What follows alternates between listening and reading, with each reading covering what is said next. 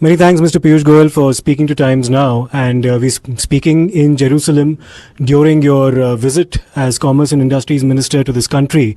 And it's been a brief trip so far, but also a very productive one. And the highlight, of course, has been the signing of the terms of reference of what will eventually become an FTA. I will not broach the question of a timeline, but I'd like to begin with a slightly historical question. I was going through the manifestos of the Bharatiya Janasangh, your party's predecessor, all the way back to 1967. And in that election manifesto, the Bharatiya Janasangh had actually advocated for the full establishment of diplomatic ties with the state of Israel.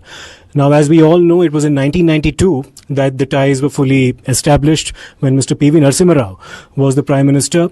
So in your negotiations with your Israeli counterparts, did you ever get the sense that you're also making up for lost time and that you're also making up for certain missed opportunities from the past, which is why the relationship has blossomed to the extent that it has over the last 8 to 10 years? Well, I think under Prime Minister Atal Bihari Vajpayee ji, the ties between Israel and India really took off. And Mr. Arun Jaitley, the former Commerce Minister, had visited here. But the first Prime Minister to visit Israel has been Prime Minister Narendra Modi in 2017. I'm probably the first Commerce Minister in the last 20 years to have visited Israel. It's a country with a lot of innovation. Small country, but over the years they have converted every crisis into an opportunity. Something that we see happening in India also. Yes. They've come up with very innovative products to help them increase the agriculture output with a small land base, very little water. They have done some wonderful work on health tech. The software industry here has been on a roll. On artificial intelligence, they've come up with groundbreaking technologies. And my sense is a partnership with the State of Israel will really help India get into the next phase of R&D, higher levels of innovation, and help our industry, help our economic growth take a faster trajectory. Mr. Goyal, you've said this repeatedly, that every bilateral relationship has its own dynamic, every bilateral negotiation has its own dynamic. But now that you've actually charted the contours and the rubric in which the eventual FTA will be signed between India and Israel, you've identified the no-go areas or the certain Lakshman Rekhas or red lines that one can't cross. How smooth do you expect future negotiations with Israel to be compared to some of the other perhaps challenging negotiations that have been with respect to the EU or the United States for that matter? Well, every negotiation has its own challenges.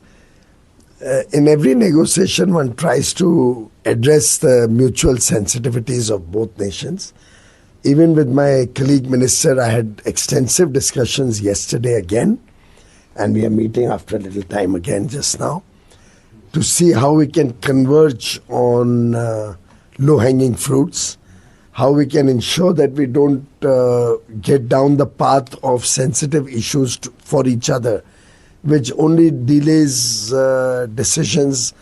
And let's look at the benefit that our business circles on both sides can get. And I think this mutual respect and understanding that we have developed will help us at least decide on phase 1 of a free trade agreement quite quickly. And a final question, what's been the highlight for you, apart from, of course, having signed the terms of reference, in terms of the tangible outcomes one can expect with the eventual FTA? You did mention the metro construction project that is of great interest to both countries. But that apart, anything else that stood out for you, sir? Well, I think this is a country which has long suffered adversities. Thousands of years of being banished from their own motherland and having come back and established the state of Israel after a long struggle for their land. In some sense, their history resonates with our own struggle against Mughal rule and colonial rule. We both got independence around the same time, 47 for India, 48 for Israel. Correct. Both countries have converted every adversity into an opportunity. And I think that strength that together we can become a force multiplier for global good, whether it's in R&D, whether it's in innovation, encourages us to aim big when it comes to this partnership. It will encompass partnership in high-tech areas, health, fintech, agri-tech, defense, cybersecurity, artificial intelligence. So as I often said, the sky is the limit in this partnership. And both sides are equally committed to leveraging the friendship that our leaders have, the people-to-people connect, our rich cultures Yes. and traditions.